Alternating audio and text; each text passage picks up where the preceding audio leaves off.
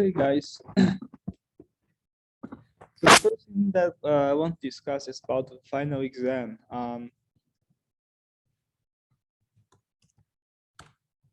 So I'm thinking of scheduling the final exam on May the 3rd, which is a Tuesday. So we can do that.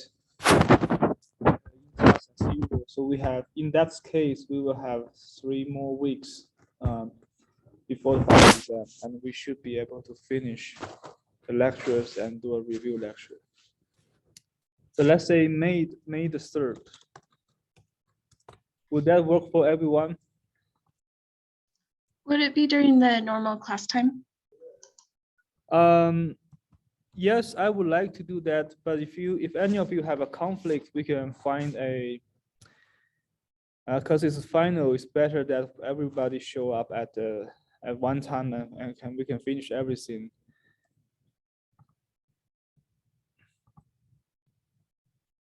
Okay, yeah, so let's just the university creates a schedule for classes so that the tests don't overlap depending on when classes start. And that, so May 3rd from 10:30 to 12:30 is the allotted time for classes that start Tuesday, Thursday between 11:50 and 12:50. Okay. That's why I said May 3rd. do you know where can I find that information? Yeah, if you look at the University of Utah final exam schedule for this semester, it comes up on, you can find on the test as well. Okay. So does every class have a specific?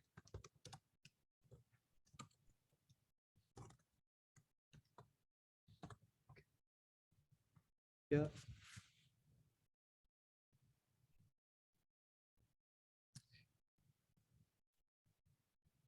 But these are all the available slots, right? Between April 29th to May 3rd. So yeah, classes, meeting pattern Tuesday, Thursdays, then they're starting between 11:50 and 12:50, May 3rd, 10:30 to 12:30. Yeah.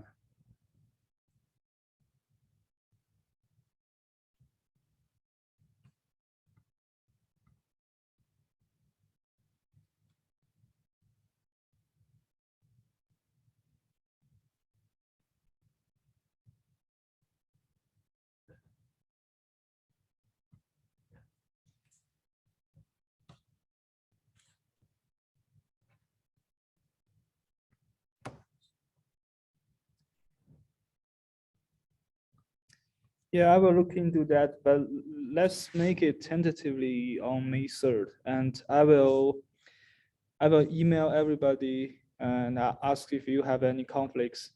And I think we can set up the time to be the class time. I will email you. So hopefully we can reach a consensus within this week.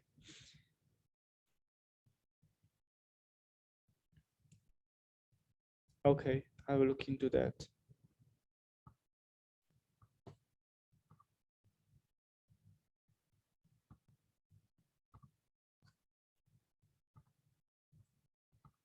And I just want to first of all go over the midterm 2 solution has been posted. Okay, and we can I can just briefly comment on some of the problems. And if you have any questions, please do ask.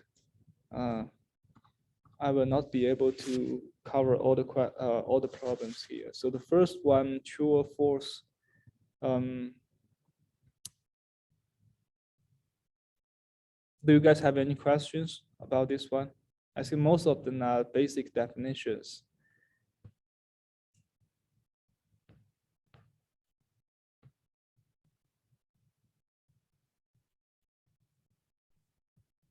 Okay, so the second problem I do want to comment on the part B. Part B, we are looking at modulating the signal in part A by a cosine 4t signal. And many of you know that we should apply the frequency shifting. But it's tricky that when you do the frequency shifting, you need to apply it to the spectrum that you obtained from part A, right? So in part A, this is the spectrum that you obtain. And in part B, after doing this frequency shifting transform, you have to shift this spectrum by 4 and -4. But when you apply the frequency shifting, you have to shift all the omegas, okay? So there's one omega in this exponential part. So this part, you need to shift it by 4 and -4. And also in this denominator, you also need to shift this omega square by 4 and -4. So in the end, it looks like this. So both the exponential part and the denominator needs to be shifted.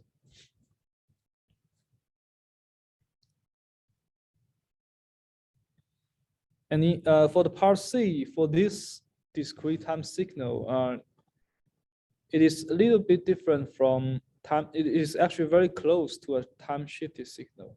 So what you do is to pull out a factor of 0.8 to the power of 2, so that for the rest of the terms, these 2 corresponds to a time shifted signal. So it's this signal is shifted from 0.8 to the power of n times un by 2 units, right?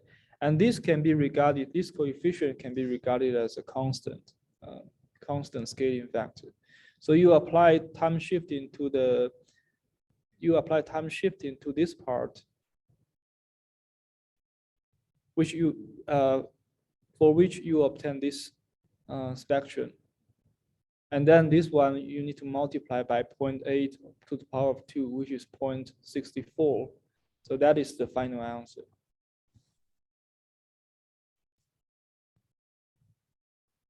Okay, this is problem 3 is quite standard. I think I will skip this one. You can find it. You can actually find a similar one in the review lecture.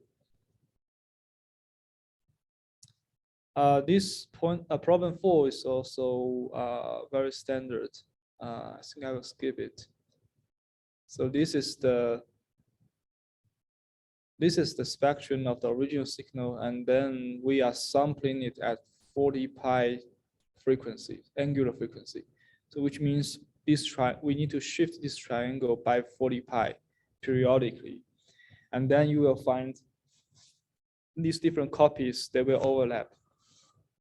So in the end, the spectrum is distorted and looks like this.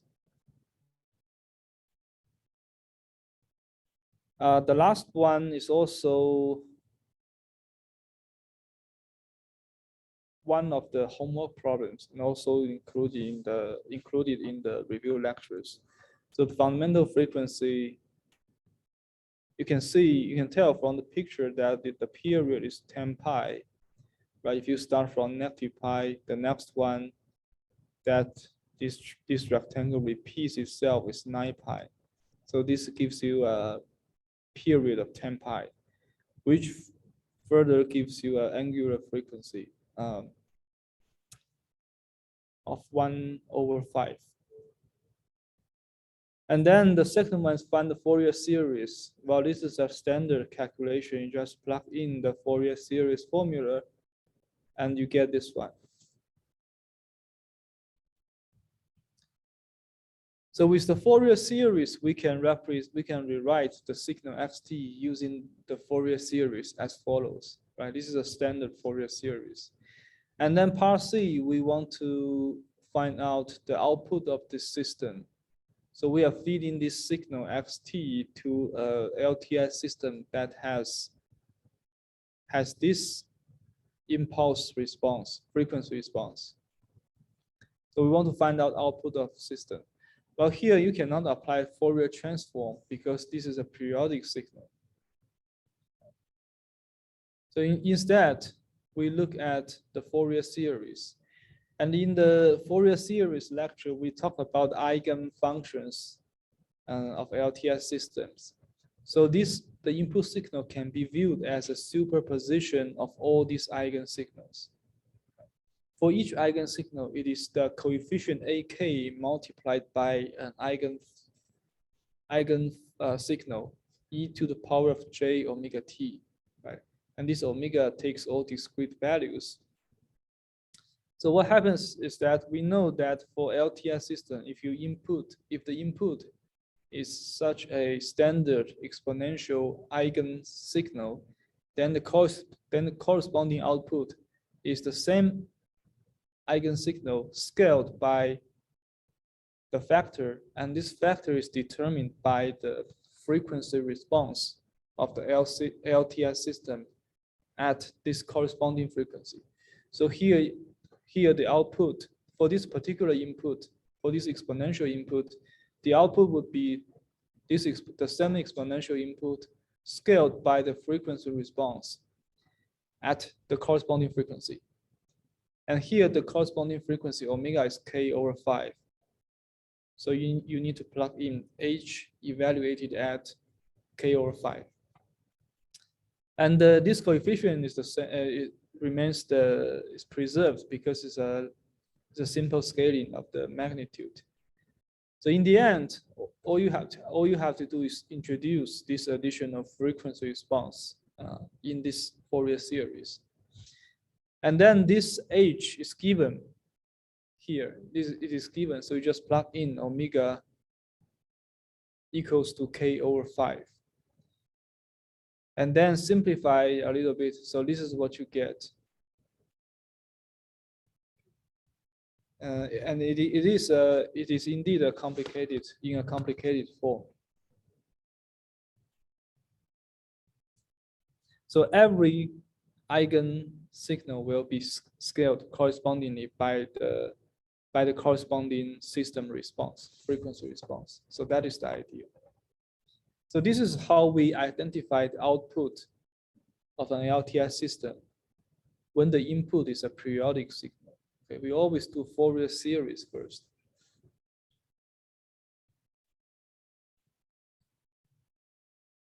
This is part 5, problem 5.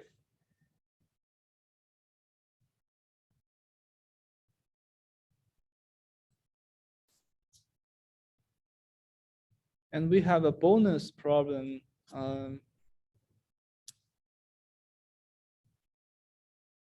This one I can explain it in detail. So this is a very complex system. It is designed to be a certain filter. So we know we have discussed the low pass filter in class. For example, this is a low pass filter, right? In the frequency domain, only it filters out all the other spectrums and only preserve the low pass, the low frequency spectrum. So there's a cutoff frequency. But following the same idea, you can also design high pass filters. Well, the low pass spectrum is filtered out and all the high frequency components are preserved. Or you can also develop a band pass filter, which only preserves the spectrum within a certain band. So these are different categories of filters. But here we are given such a specific system, and we want to analyze this system. Okay, I forgot to mention this part, but what I expect is that you provide a rigorous mathematical justification or proof, and that corresponds to the word analyze. You have to analyze this mathematically and explain what type of system it is. So the system is, if you look at system, we have an input and an output. So it is a very simple system, single input, single output system. But there are a lot of operations in it. The signal is passed through 2 channels. One on the top channel, we first multiply xt by cosine omega ct. Now this is the standard modulation, and we have discussed this in class many times. After this modulation, it is passed through a low pass filter H1. Okay, we filter out all the high frequency components. And then after that, again, we will again modulate the resulting signal by the same cosine omega t. Okay. So there's a modulation, low pass filtering modulation. So it's a composition of 3 operations. So after that, we get an output signal. And on the lower channel, we do the same thing. The only difference is that we are modulating the signal by sine omega t instead of cosine omega t. Okay, so it's again modulation, filtering, modulation, and we have another output signal. And now these 2 outputs are superposed with each other. We add them together, and that gives us the final output yt. So if you look at each small component of this system, it is relatively easy to analyze. For example, if you look at this part, is xt modulated by cosine omega t, and we know, we have done this many times. We know that this will shift the spectrum. This will generate a copy of 2 spectrums, one shifted to the left and another copy shifted to the right by omega c units. So this is called node modulation, or the frequency shifting. And looking at this one is simply a low pass filtering, and it's just multiply the spectrum by such a rectangle low pass filter. Okay. So what matters is when we put all these operations together, what is the effect of the overall system? So we can actually analyze this one by one. So we can first analyze the top channel, and the same analysis applies to the bottom channel by replacing sine, cosine by sine. So let's go through the top channel first.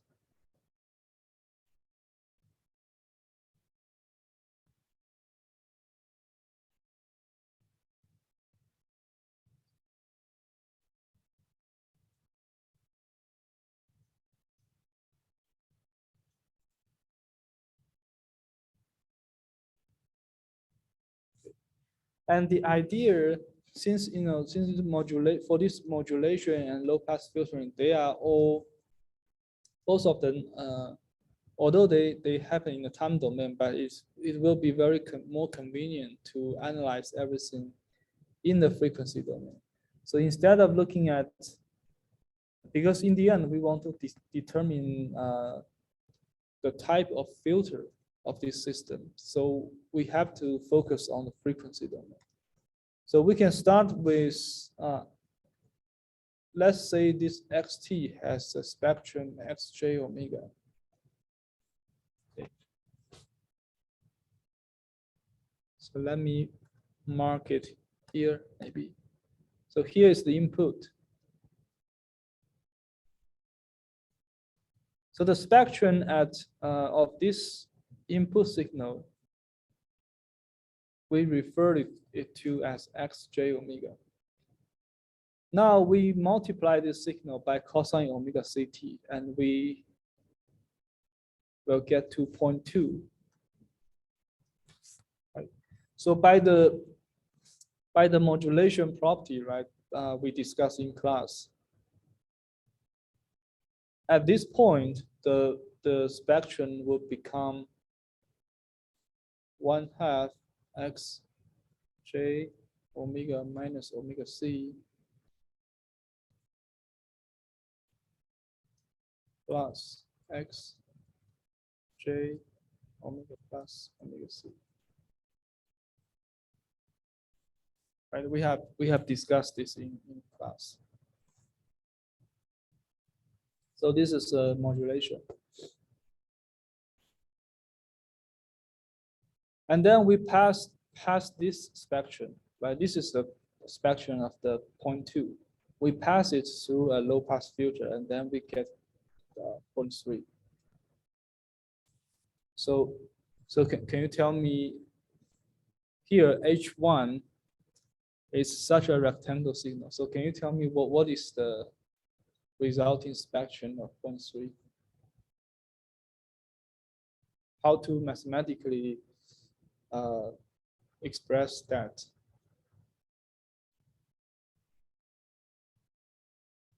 So we have one shifted to the left, another one shifted to the right, and then multiply by a rectangle filter, low pass filter.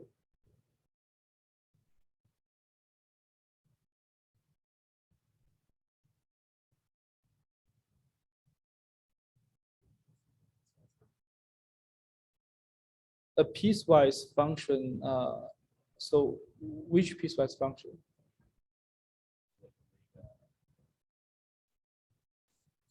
This rectangular function. Would it be the u of t or u of j omega minus omega naught, and then u of j omega plus omega naught? Yes, it's close. So yeah, you can use ut, but instead we can always we can refer to this signal as the window function, right? We have a notation for that. Is p omega naught. But this notation, if you check when we introduce the window functions, this notation corresponds to a window function that has magnitude 1 and spans over negative omega naught and omega naught. Okay, so this is the cutoff frequency. It's a function of omega.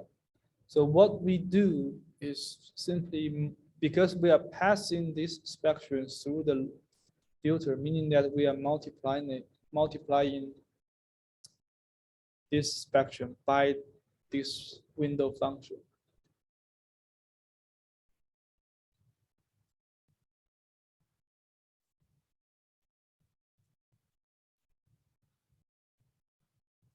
Right, this is a spectrum at 0.2, so we multiply it by a window function.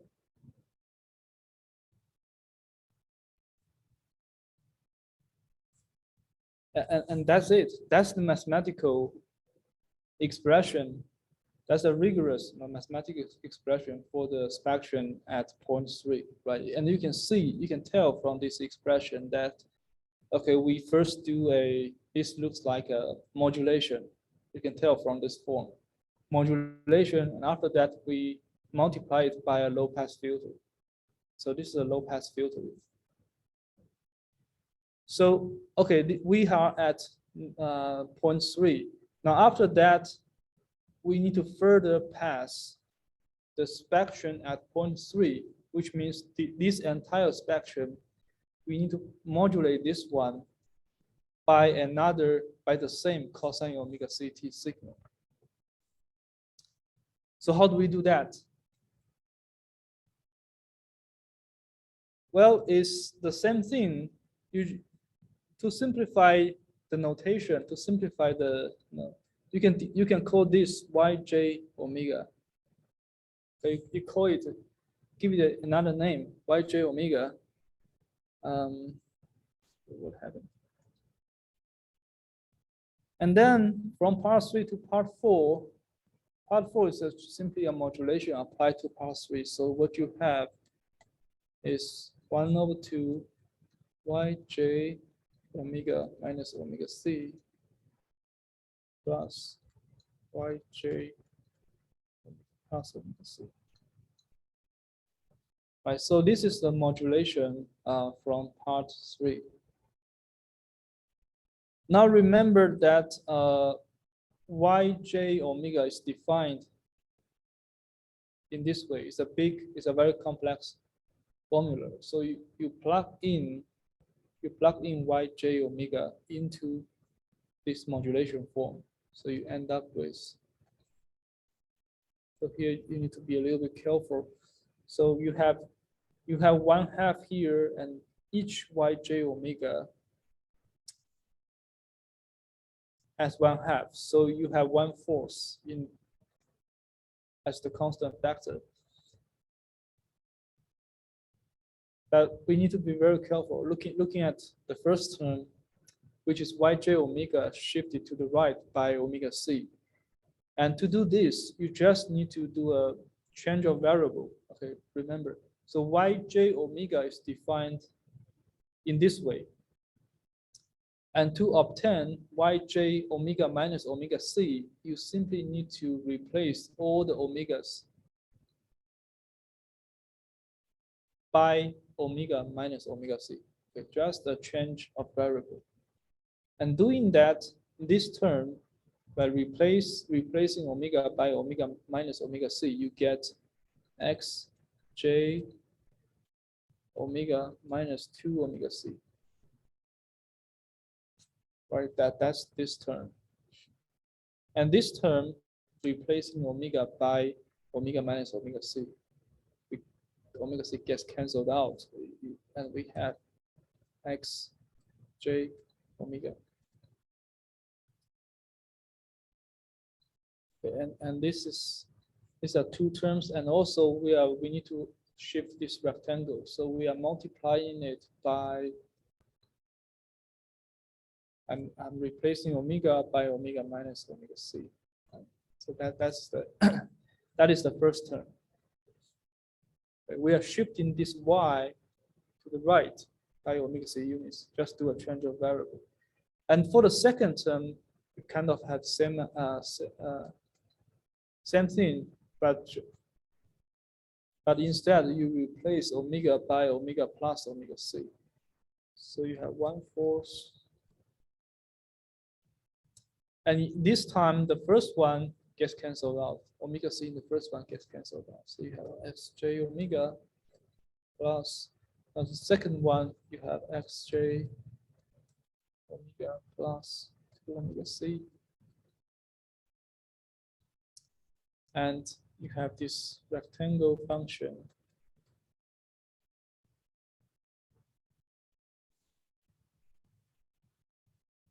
Right, so this is the final expression for the spectrum at point 4.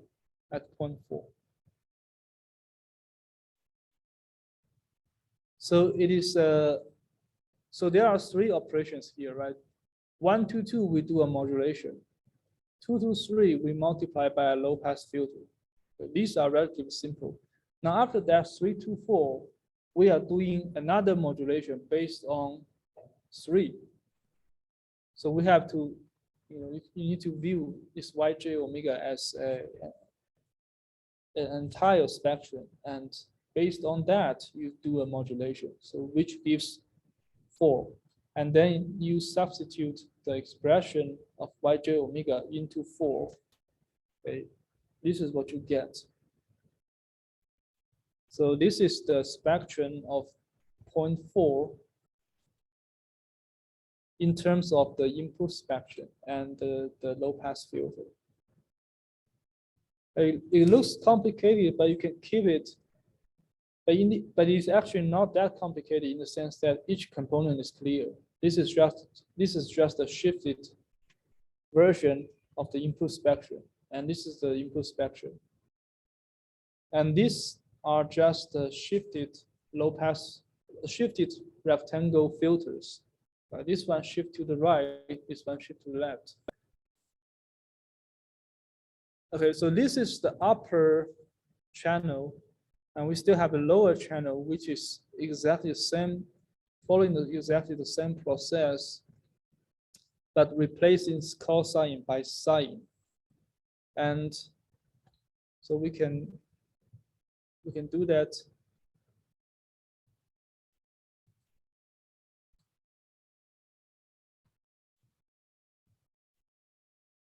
Following the same idea.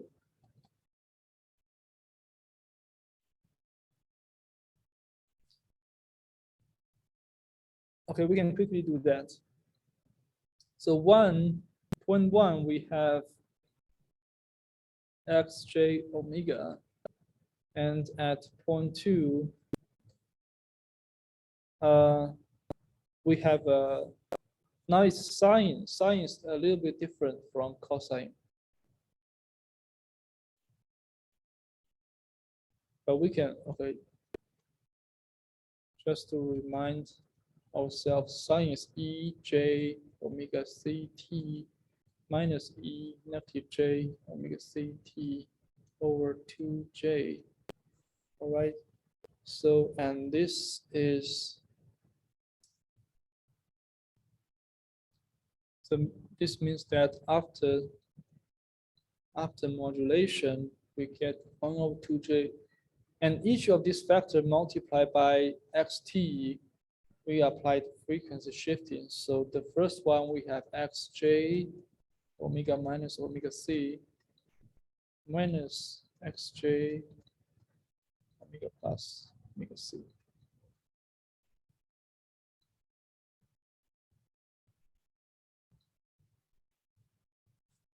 Right, so this is the frequency shifting for the modulation by multiplying by a sine signal.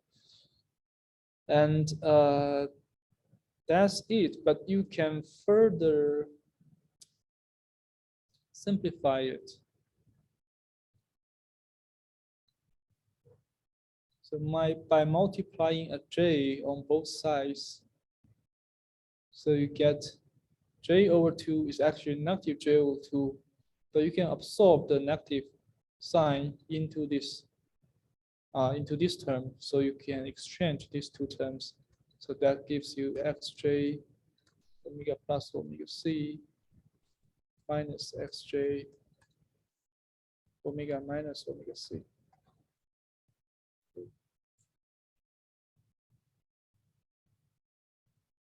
So if you compare this one with here, what we have here. So here we have plus and 1 over 2. Here we have minus and j over 2. So that's the only difference. That's the only difference.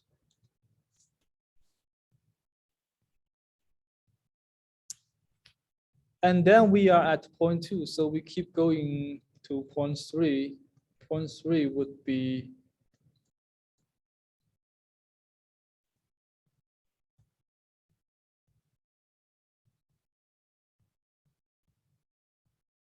this one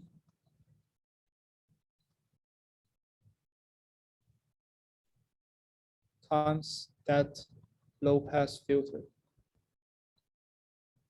Right, so this is simple. So this is a low pass filter. Now 3 to 4, again we do another modulation. So let's call this Z, J, omega. So 3 to 4 is, since we are modulating by another sine signal, so we need to apply this modulation formula. So we have 1 over 2J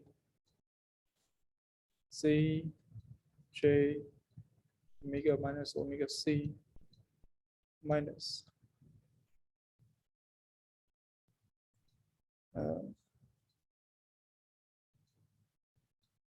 let me use this one. Okay.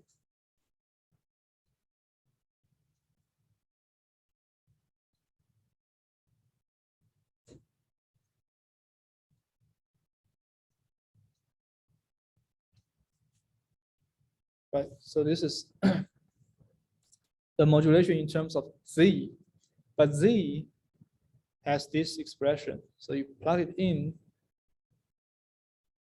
Now 2 over J, that gives you J squared over 4, which is negative 1 over 4. And then for the first term, we are shifting, we need to replace omega by omega plus omega C. So that gives us xj omega plus 2 omega C minus xj omega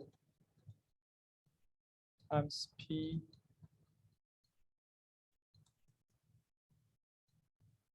right. So this is the first term.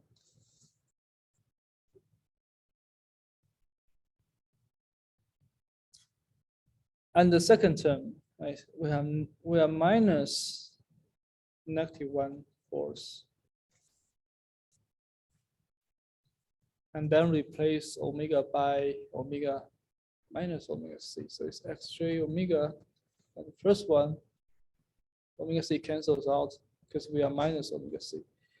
So xj omega minus xj omega minus omega c.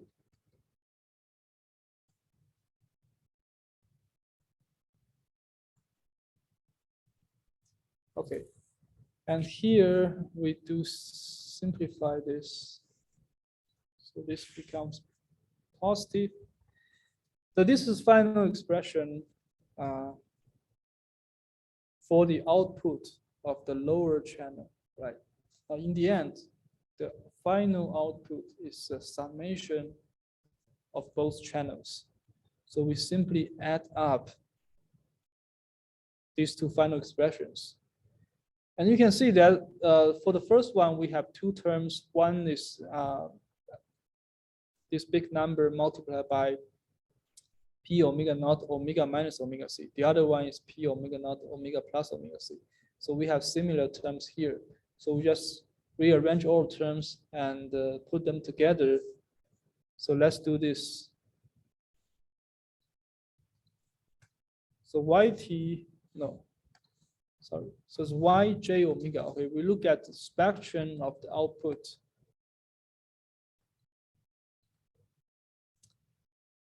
So let's look at this term first.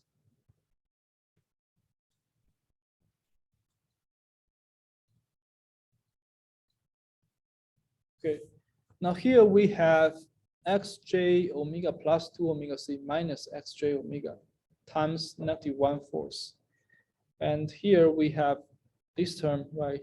We have 1/4, an addition of these two. So you put them together, that would give us, okay. So here, both of them are 1/4, multiply these two terms.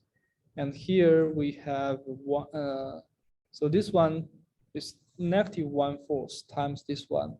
And this term is +1/4. So the -1 cancels with the corresponding term in the previous part. So we only have this term. We only have this term multiplied by 2.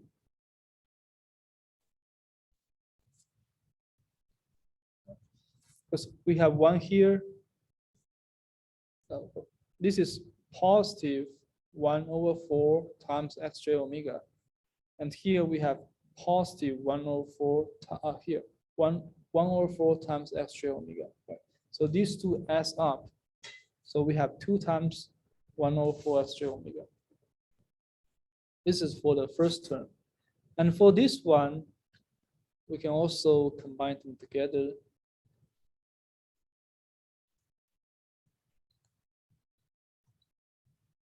And you can see that this term will cancel out because here we have negative xj omega minus 2 omega c.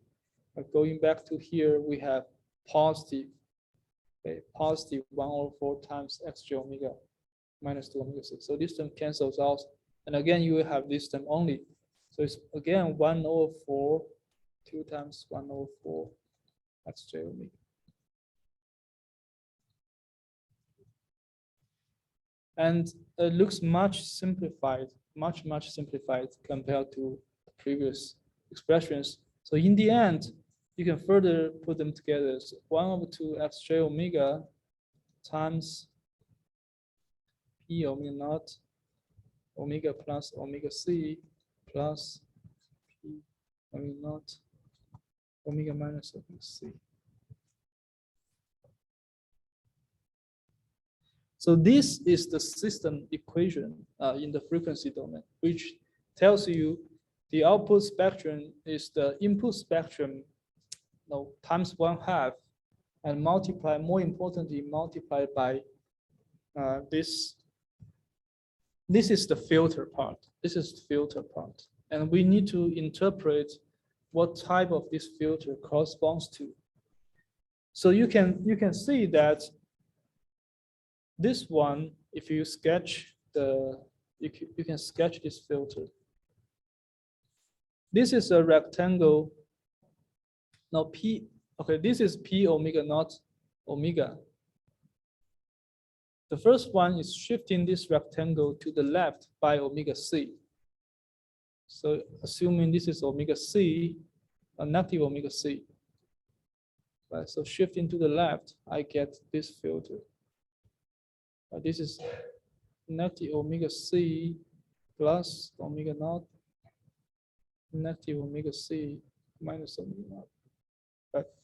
So this one is shifting that low pass filter to the left by omega C. And similarly, this one is shifting that rectangle to the right by omega C. So you can see that it is a very standard bandpass filter. And so this is a very standard bandpass filter. So it has, when you design a bandpass filter, generally you have two parameters. One is what is the center frequency of this band, right? Where are these bands located? And turns out in this system, such a location of the location of the band is determined by the two signals that you modulate, two modulation signals. Okay. So you can design the location of this filter, design the location of the band of this filter by tuning the modulation signals. And the other key parameters at these two, so these are the two frequency locations where you want to design a bandpass filter. The other parameter is how wide do you want this band to be? Okay. And turns out that this width, the bandwidth of these two bands is determined by the bandwidth of these two low pass filters, omega naught. So in the end, this is a system, standard bandpass filter system design. Okay. Well, you can realize this one by modulation, simple standard modulation and low pass filter.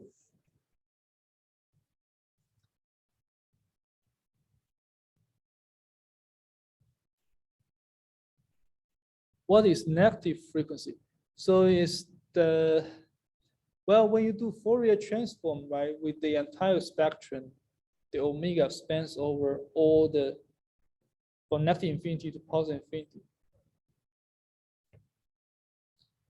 So you should not understand as negative frequency, but it corresponds to the negative spectrum. When we say frequency, for example, when we say hertz, it's always positive, right? But the negative frequency here really means when you do the Fourier transform, the omega spans over the entire real domain. So you have negative omega. You have omega from negative infinity to positive infinity.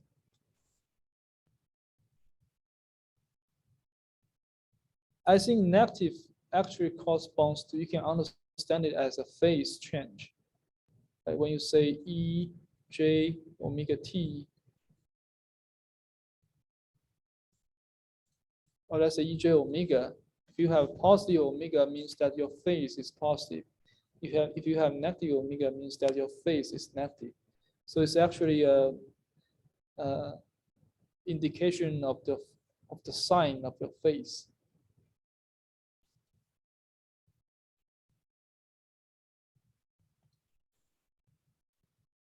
And of course, depending on the values of omega C and omega naught, so actually when you design these bandpass filters, most likely you will let omega C to be far bigger than omega naught, so that these two will not overlap. So otherwise, these two may overlap with each other, and that will give you a low pass filter.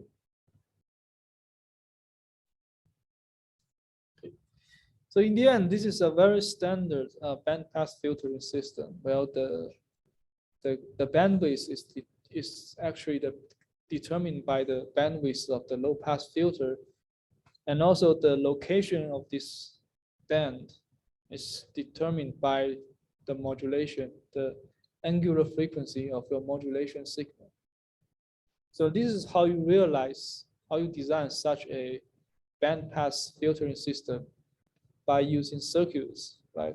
Here you have some cosine signal, you design a multiplication circuit, and here you can design any, you can insert any practical low pass filter.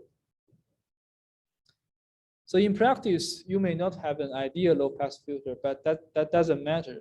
No matter what you put here, it will be reflected here. So if these are not ideal low pass filter, then these two filter will change correspondingly. Okay, so in the end, you can see that the analysis of this system is a little bit tedious, but for every, if you analyze it one by one, it's actually, we are following, for every step, we are following very simple operations, frequency shifting and filtering.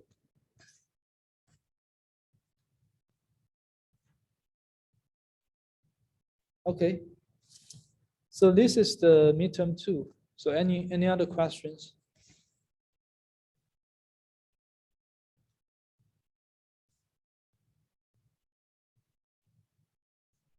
So if there's no question, we should continue.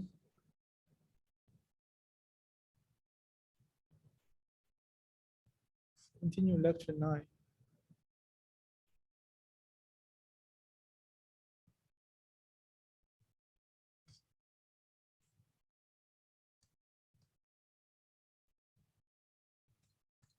So we talk about Laplace transform.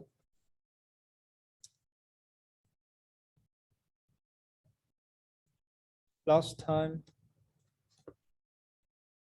And the key message is that, first of all, Laplace transform is a generalization of Fourier transform, right? In Fourier transform, we take this integration with s equal to j omega. So we are doing this transform only on the y-axis of the complex domain. The Laplace transform extends the Fourier transform to the 2D complex plane. So the domain for Laplace transform S can be any complex number. So this can be understood as the Fourier transform applied to such a damped signal. So the signal xt is damped by such exponentially decreasing signal. So we can, by tuning this part, sometimes xt may diverge under the Fourier transform, but by multiplying the signal by an exponential part, it may make it converge. So that is the basic idea. And the most important part about Laplace transform is the region of convergence, okay, which is defined as all the s values of s for which this transform exists. So the integration will not diverge to infinity. And we have seen many examples, like for two different signals,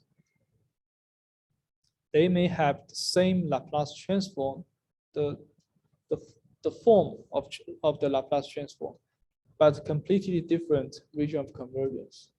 So ROC is the key to distinguish between different signals, or to distinguish between different signals under the same Laplace transform. And this ROC in many of our homework examples and exams, you can use this formula to help identify the region of convergence.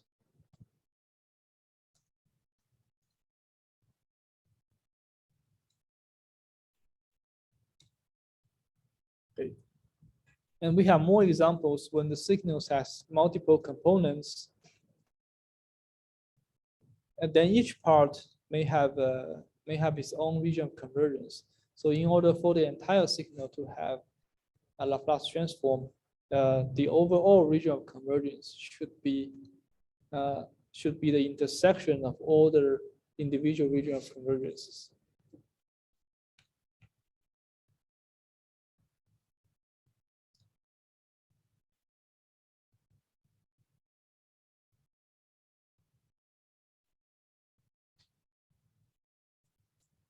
Okay, and then we talk about the rational form, Laplace transform being the rational form. And the idea is that for many signals, we found that their Laplace transform always take a rational form. And what is a rational form?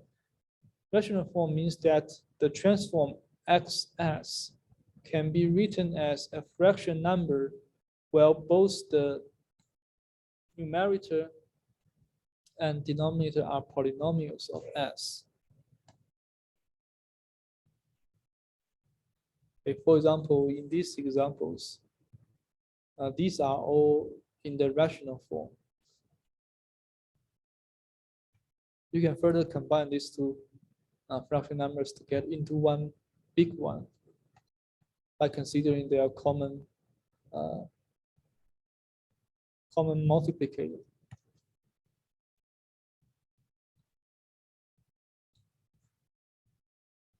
And for such a rational form Laplace transform, we can define the zeros and poles. So the zeros are the roots of the numerator, and the poles are the roots of the denominator. And besides these regular zeros and poles, we also have the infinity may also correspond to either a zero or pole, depending on the specific order of this rational form.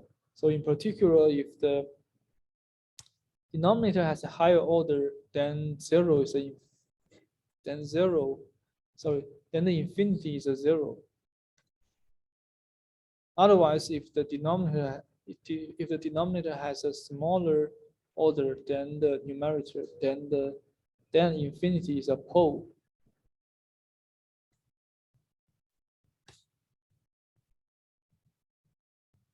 Okay, and for example, in this example, we can easily identify the regular zeros and poles. But here, infinity, if you let s go to infinity, clearly you can see that the numerator is of order 1, whereas the denominator is of order 2. So the denominator grows much faster. So in the end, once s goes to infinity, by the Hopital's rule, this will converge to 0. So infinity is a 0 of this Laplace transform.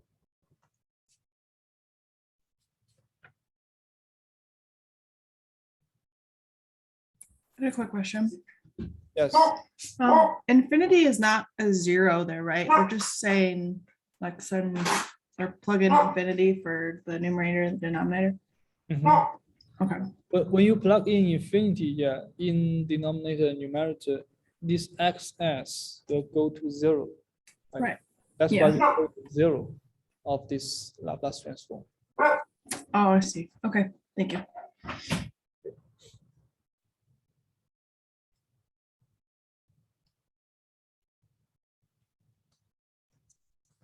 And these zeros and poles are the most critical part about a Laplace transform. So all the system properties can be understood by looking at zeros and poles.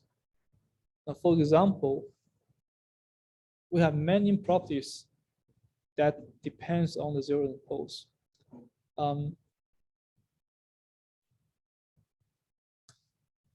You will see that in all the examples, you will find that the region of convergence of the Laplace transform is always parallel to the j omega axis. So it's always vertical.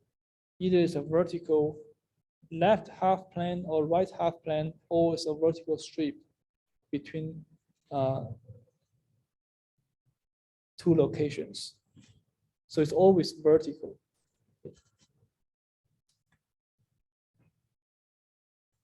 And for rational Laplace transform, for Laplace transform in the rational form, the region of convergence does not contain any poles.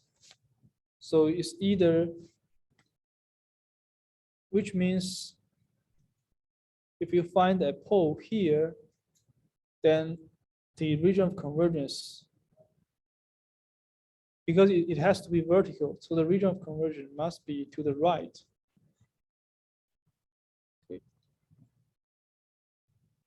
It's vertical and does not contain any poles, so it has to be to the right.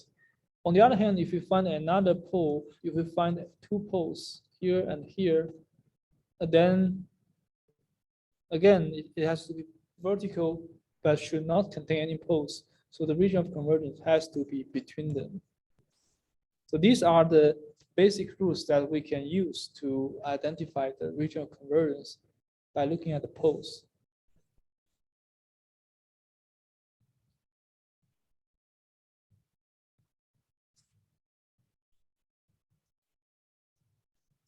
And this rule is due to the definition of ROC, because suppose a region of convergence contain a pole.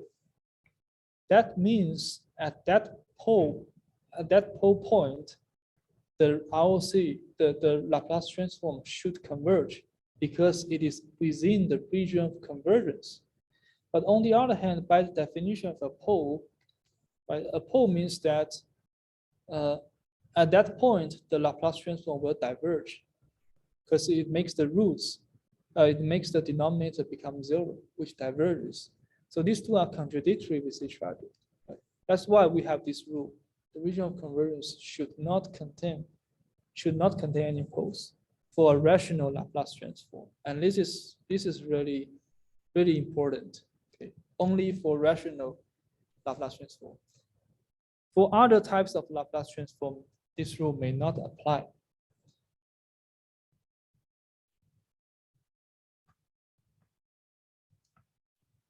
And the third property is actually very straightforward. So if xt is finite, is of finite duration and absolutely integratable, then ROC is the entire S-plane. Well, this is simply because if the signal has a finite duration, then in any case, the Laplace transform, that integration, because you are integrating over a finite duration, so you always have a finite result. You will never get into divergence. And in the other case is when xt is absolutely integratable. You can argue that you will always get a convergent result. So in both cases, you won't need to worry about the region of convergence.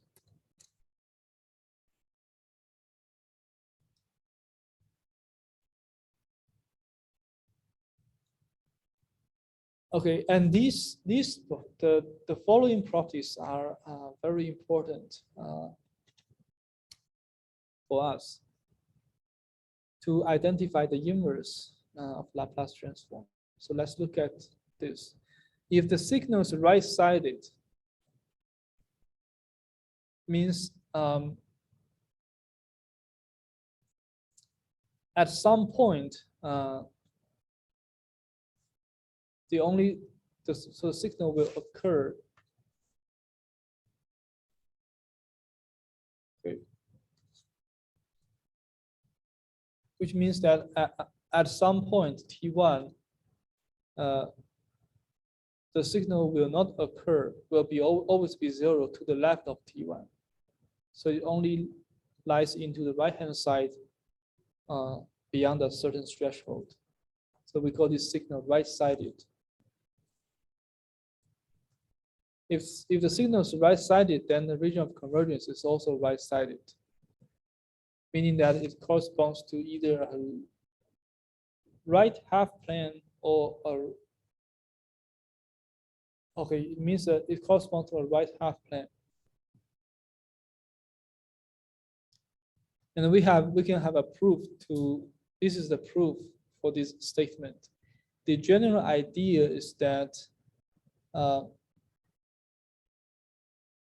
we can show following this definition, we can show that if sigma 0 is in the region of convergence, then anything to the right of it, to the right of this point is also in the region of convergence because the signal is right-sided. Right?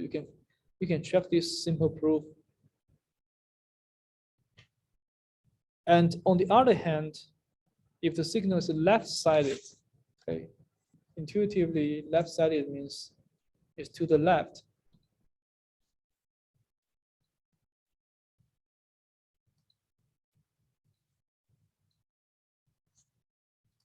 Right.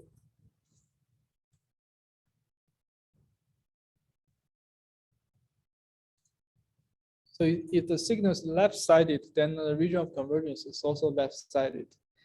And if the signal is two-sided, means it spans over the entire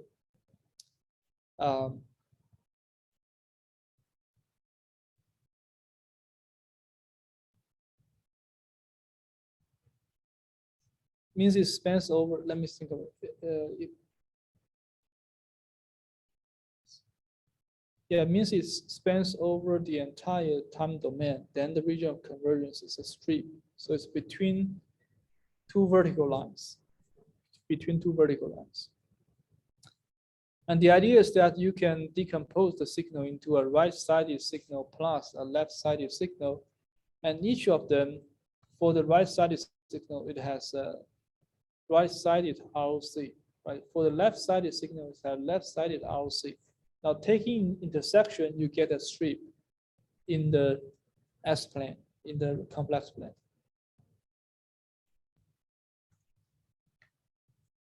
Therefore, you can actually utilize this rule to help you verify the correctness of your calculation. If you have something, for example, if you look at xt times ut, then no matter what xt is, it has to be a right-sided signal because of ut. Like the ut is right-sided. So then, if you calculate the Laplace transform and identify the region of convergence, it has to be right-sided. It has to be right-sided. So you can use this to check the correctness of your result.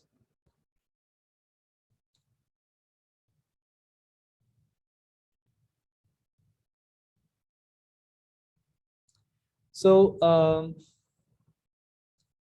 so these are the examples. So the first examples gives a signal where the region of convergence is empty set. So it means it does not have a proper Laplace transform. And if you look at the signal, you can realize, you can actually intuitively understand why this is the case, because the signal grows super exponentially, right? It's not e to the power of t, it's e to the power of t to the power of 2. So it grows much faster than exponential signal. That means even considering the Laplace transform, and recall that the idea of Laplace transform is to scale the signal by an exponential signal first, and then do the Fourier transform. But if the signal is super exponential, multiplying it by exponentially decreasing term does not address the divergence, does not prevent the divergence issue. So in this case, in this extreme case, for this signal, we don't have a convergent Laplace transform. But for most of the signals, right, for most of the regular signals, they are either slower than exponential or they are linear polynomial, which are all slower than exponential functions. So they will always have a Laplace transform. But this is an extreme case. This is an outlier. Okay. And this is an example for a two-sided signal. Well, we can look at this region of convergence. Xt is such exponential signal. This is a two-sided exponential. So if you sketch the signal, it looks like this. It's a two-sided signal because it spans over both sides.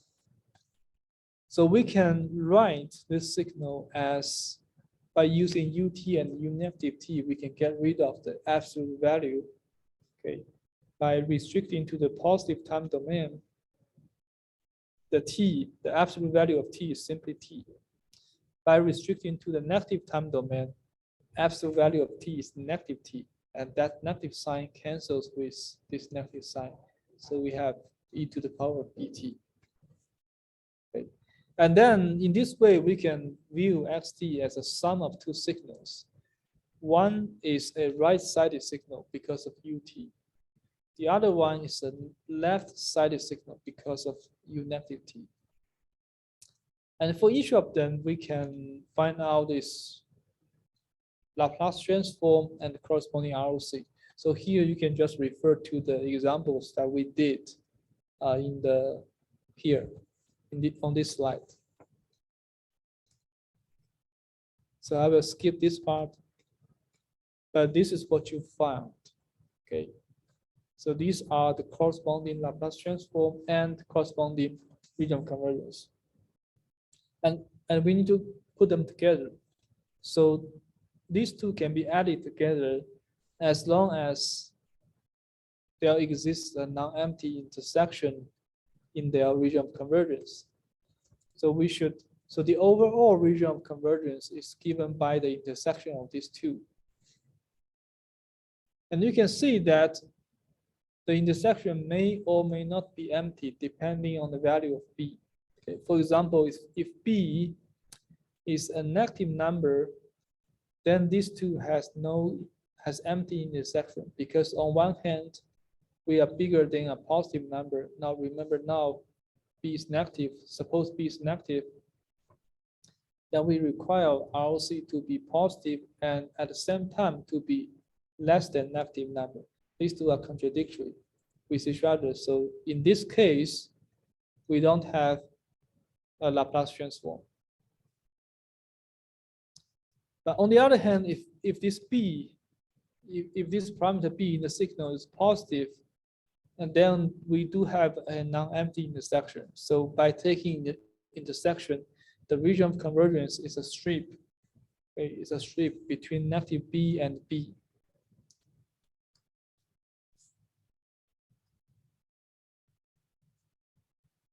So it looks like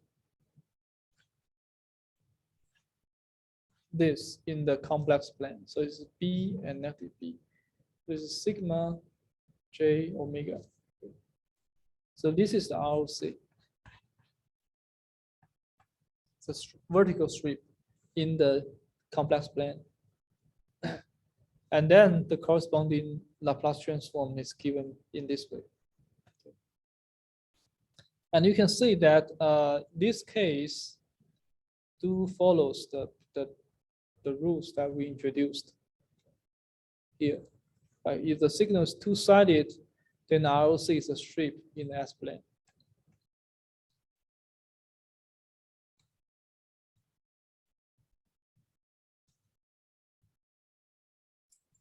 When you say a strip in the S-plane, is that what you just demonstrated right here where it's between these, or is it just at the point of, I'm not sure. It's between, right? Yeah. The shaded area is a vertical strip between negative b and b, right? Okay, that's for two-sided signals. That's what you said. For two-sided signal, yeah. For these Okay. two-sided signals. Okay.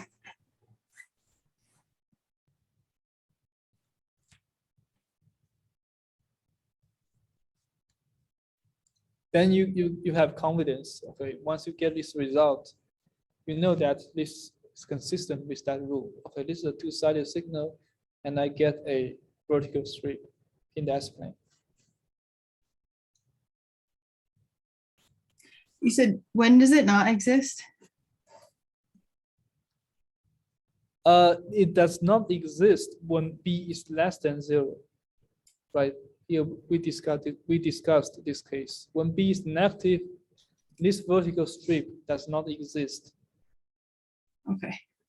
I got you. Because you are less than a negative number, but are greater than a positive number. They are contradictory with each other. I see. Thank you.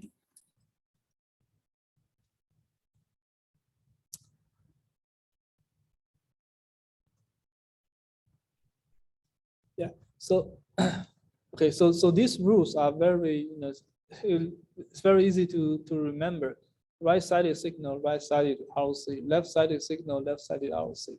Okay, two-sided strip RLC. And we have more properties that concerns about Laplace transforms in the rational form. Okay, these are very important. They only apply to rational Laplace transforms. So if the Laplace transform takes a rational form, meaning that denominator and numerator both are polynomials, then the region of convergence is bounded by poles or extends to infinity.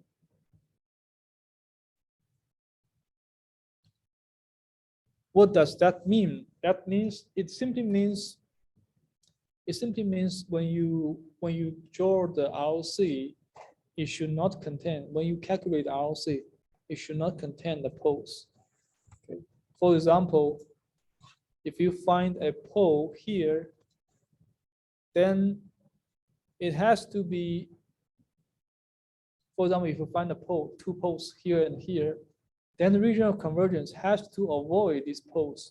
So there are only multiple cases that you can have this. Either the RLC is to the right of the rightmost pole, but in this case, it does not contain any of the pole, or it is a strip in between, or it is the left half plane to the left of the leftmost pole.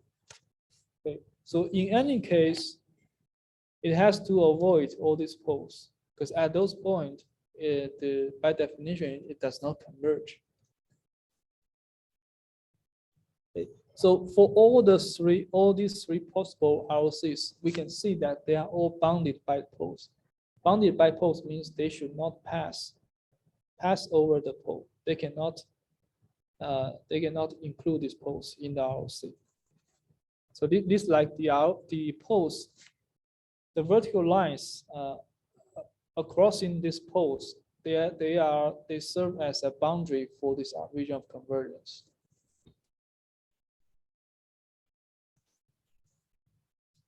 Okay, so this is a general rule. Okay, for rational Laplace transform, it should not contain poles. This is also a very intuitive a rule to remember. And the next two are also very intuitive. So if xs is rational and xt is right-sided, okay, xt is right-sided signal, then the region of convergence is the region to the right of the rightmost pole.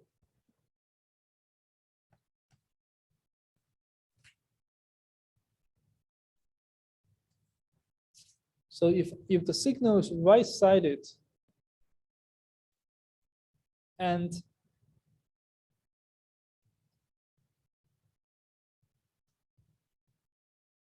the Laplace transform is rational, then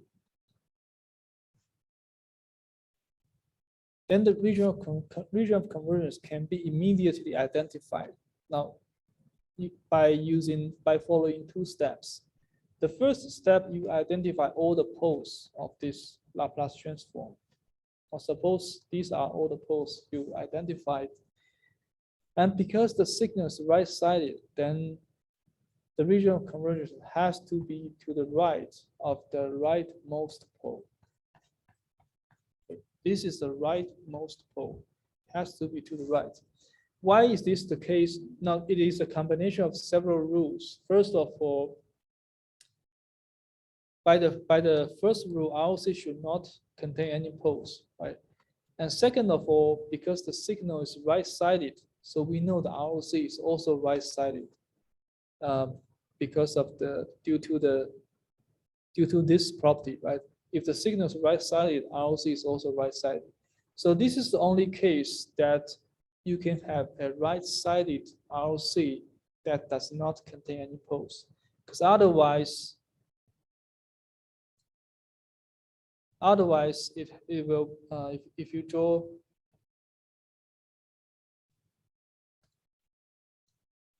if you move the ROC to the left a little bit, it will contain this pole, right? That violates the first rule. So this is the only case that you can find in this for the ROC in this case. Yes. So the region technically, well, would it only be a strip between that and the next one to the left to not include the other poles? In this case, if the, okay, here the signal is right, okay, here the signal is right sided, right? So the ROC is to the right and extends to the infinity, to the right of the rightmost one. So the region of convergence doesn't, like, in that map, would include those other poles? No, it wouldn't include any of the poles, right?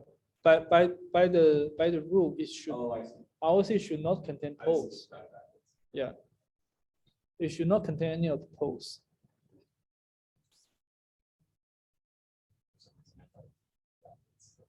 Yeah, but it's actually very very easy to remember. So all you have to remember is that if the signal is right-sided and rational, has a rational Laplace transform, then ROC is to the right of the rightmost pole. When you find out all the poles, avoid all of them. The only way to avoid all of them is to the right of the rightmost pole. And similarly, if the signal is left-sided and has a rational Laplace transform, then ROC is to the left of the leftmost pole. Again, this is the only case where you can avoid all the poles and have a left-sided ROC. Okay, let's look at one example to convince ourselves for the last 1 minute. Take a look at this rational form Laplace transform. We have two poles, -1 and -2, right? They are the roots of the denominator. So we have two poles. And